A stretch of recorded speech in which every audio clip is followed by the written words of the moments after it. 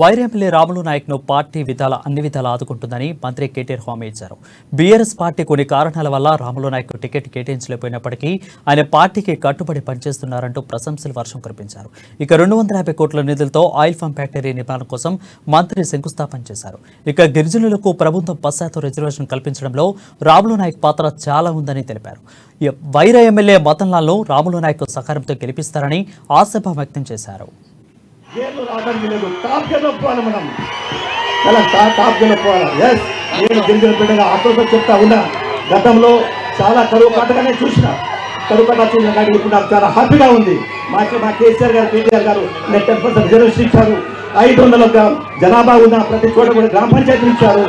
ఈరోజు ఏంటంటే ఈ ప్రాంతంలో మనకి కోర్టు పట్టాలు ఇచ్చారు, రైతు బొమ్మ ఇచ్చారు, రైతు బంధులు ఇచ్చారు. ఇంకా ఏది కావాలని చెప్పుకుంటా పోతే ఎన్నో పేజీలైనా వస్తాయి.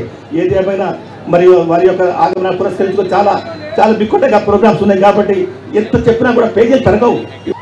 ఈ 3-4 సార్లు ఆయన మాట్లాడిన మాటలకి నిజంగా మీరు వైరా ప్రజల మనసు గెలుచుకున్నారు, నా మనసు కూడా హృదయపూర్వకంగా గెలుచుకున్నారు. ఎందుకంటే ఆయన ఒక మాట, సరే నేనేమన్నానంటే అన్న, కొన్ని కారణాల వల్ల ఈసారి పార్టీ నుండి మనం పార్టీ టికెట్ బానోత్ మదన్లాల్ గారికి ఇస్తా ఉన్నాము, మీరు సహకరించండి అంటే ఆయన గొప్ప మాట అన్నాడు రాములన్న.